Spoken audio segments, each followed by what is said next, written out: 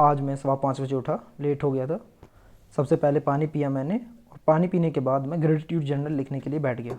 ज़्यादातर gratitude journal में लिखने के लिए मुझे कुछ ना कुछ नया मिल ही जाता। अगर नहीं मिलता और मैंने उसे पहले भी लिख रखा है और उसके लिए मैं थैंकफुल दोबारा हूँ या खुश फील कर रहा हूँ, तो मैं उसको भी लिख दे देता हूँ।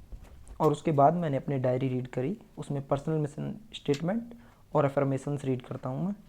उसके बाद अगर कोई ऐसी चीज़ नोट हुई होती है जो पुरानी बुक से लिखी है और मुझे लगता है कि उसको दोबारा मुझे देखना चाहिए, जैसे द सीक्रेट से लिखा हुआ हो मैंने या किसी और बुक से, तो वो भी देख लेता हूँ मैं। उसके बाद मैं डीप वर्क बुक पढ़ने के लिए बैठा। इसमें मैंने आज अटेंशन रेसिड्यू के बारे में पढ़ा था, मैं बताऊँगा आगे उसके बारे में। फिर मैंने मेडिटेशन किया। मेडिटेशन करने के बाद मैंने एक्सरसाइज की, पुशअप्स लगाई। पुशअप्स में टिल फेलियर ही लगाता हूँ, एक सेट लगाता हूँ जब तक लगा पाता हूँ। भले ही मैं हैंड पोजीशन चेंज कर लेता हूँ अगर ज़्यादा थक जाते हैं, क्योंकि ऐसा होता है कि आप एक पोजीशन पर अगर पुशअप्स लगा रहे हैं तो आपके हैंड्स थक जाते हैं, आप हाथ को दाएं बाएं कर लेते हैं तो फिर आपकी मसल्स दूसरी एक्टिव हो जाती हैं। आज मुझे गांव जाना था तो मैं फिर गांव चला गया क्योंकि आलूओं में पानी लगाना था। और इस कमबख्त कोहरे ने भी आज का ही दिन चुना, बहुत ठंड लगी रास्ते में जाते में। फिर काम तो गांव में 11 बजे के आसपास हो गया था, उधर से मैं 11 बजे आ गया। ऐसे मौसम में भी खेत पे जाने के बाद ऐसा मन करता है कि बुक्स यहीं ले आई जाएं और यहीं बैठ के पढ़ा जाए, खूब मन लगेगा, ना तो कोई डिस्ट्रैक्शन, और मुझे लग रहा है कि ब्रेन भी एग्जॉस्ट बहुत देर में होगा, जल्दी से नहीं होगा। आने के बाद मैंने फिर एक रोटी वैसे ही खाई क्योंकि भूख लग रही थी। मैंने सोचा पहले एक क्लास कर लेता हूँ मैं एनपीएस के ऊपर, उसके बाद कर लूँ, खाना खा लूँगा और फिर बाद में पढ़ने बैठूँगा दोबारा। क्योंकि मेरे साथ ये प्रॉब्लम है कि जब भी मैं लंच करता हूँ उसके बाद मैंने अपने को सोने की आदत डाल रखी है, तो मैं 1-1.5 घंटे सोता ज़रूर हूँ उसके बाद। एनपीए वाला टॉपिक पता नहीं क्यों मुझसे दोनों इंटरव्यूज़ में पूछा गया था, एसबीआई में भी पूछा गया था। उसमें इसलिए पूछा था, उन्होंने मुझसे बैलेंस शीट के बारे में पूछा था, तो मैंने उसमें ग्रॉस एनपीए और एनपीए दोनों के बारे में बताया था, तो मुझसे डिफरेंस पूछा था। और आईबीपीएस पीओ वाले इंटरव्यू में सर ने डायरेक्ट पूछा था कि एनपीए क्या होते हैं उसके बारे में बताइए, और उन्होंने बहुत देर रेल भी बनाई थी मेरी इसी टॉपिक पे। मतलब मुझे ऐसे लग रहा था कि थोड़ी देर में मैं फ्रस्ट्रेट होने वाला था, कहने वाला था कि क्यों पागल काट रहे हो मेरा, बट मैंने कंट्रोल कर लिया और दूसरे सर ने बचा लिया जो थे कि नहीं, इन्होंने यही बताया था। एनपीए की वीडियो के बाद मैंने लंच किया और मैं 1-1.5 घंटे के लिए सो गया। उठने के बाद मैंने एनपीए के जो रिजोल्यूशंस होते हैं, सरफेसी एक्ट और उसमें मॉर्टगेज, हाइपोथिकेशन, प्लेज क्या होती हैं, इनके बारे में जो वीडियो थी वो देखी। मुझे पहले से पता है, बस जो सर बताते हैं तो साथ में मैं प्रेजेंट करना सीख रहा हूँ, साथ में वीडियो पॉज कर लेता हूँ और बोल के देख रहा हूँ।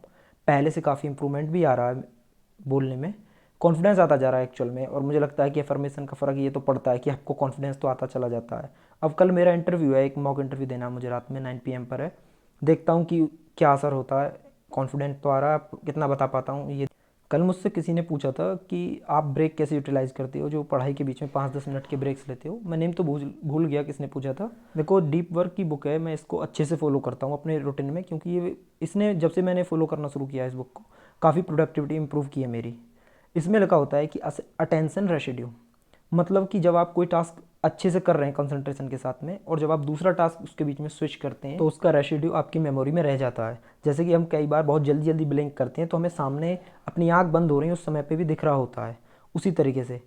तो मैं क्या करता हूँ, जब भी पढ़ने बैठता हूँ, अपना ब्रेक लेने के लिए जाता हूँ बाहर, उसे वॉकिंग में या किसी से बात करने में या म्यूज़िक सुनने में, या फिर बाहर जाके मैं बॉल ले लेता हूँ उठा के, उससे खेलने लगता हूँ। ऐसे काम करने जिसे बोलते हैं कि सैलो टास्क, जिसमें आपको ज़्यादा दिमाग नहीं लगाना पड़ रहा। जैसे उन्होंने एक एक्सपेरिमेंट को भी डिस्कस किया था कि 2 ग्रुप ऑफ पीपल्स को भेजा गया था स्टडी के बाद में ब्रेक लेने के लिए। एक को स्ट्रीट पर भेजा गया था मार्केट में, और एक को वुड्स के बीच में भेजा गया था, यानी जंगल में। तो उसमें से जो जंगल में गए थे वो लोग ज़्यादा एफिशिएंट निकले, क्योंकि जब आप वॉक खाली जगह में करते हैं तो आपको ज़्यादा ब्रेन की यूज़ नहीं करना पड़ता, जबकि आप मार्केट में कर रहे होते हैं तो आप अपने ब्रेन को यूज़ कर रहे होते हैं।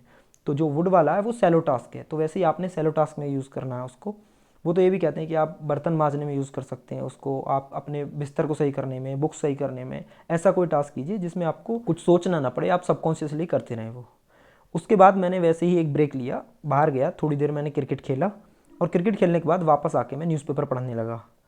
न्यूज़पेपर मैं इसलिए पढ़ रहा हूँ, अब पॉइंट ऑफ व्यू चेंज हो गया है। पहले मैं एग्जाम के लिए पढ़ता था, मेंस के लिए, तो मैं इंग्लिश पर भी फोकस करता था। अब मैं सिर्फ उन न्यूज़ पे फोकस करता हूँ जो इंटरव्यू में पूछी जा सकती हैं। कल मैंने एक इंटरव्यू एक्सपीरियंस देखा था, उसमें बताया था उन्होंने कि उनका इंटरव्यू ऐसे चला गया बिल्कुल एकदम अलग लेवल पे। मतलब उनसे इंटरनेशनल रिलेशंस के ऊपर पूछ रहे थे, जिसमें उनका बिल्कुल इंटरेस्ट नहीं है, इंडियन पॉलिटिक्स के ऊपर पूछ रहे थे। मैं तो सोच रहा था काश मुझसे पूछ लेते ये क्वेश्चंस, बट वहाँ बैठते हैं तब वो वही क्वेश्चन करते हैं जो आपको नहीं पता होता, अगर उन्हें फंसाना होता है तो। जैसे उनसे पूछा था कि शेख हसीना किससे रिलेटेड हैं, कौन है या फिर वो कहाँ पर हैं इस वक्त, इंडियन पॉलिटिक्स से क्वेश्चंस पूछे थे।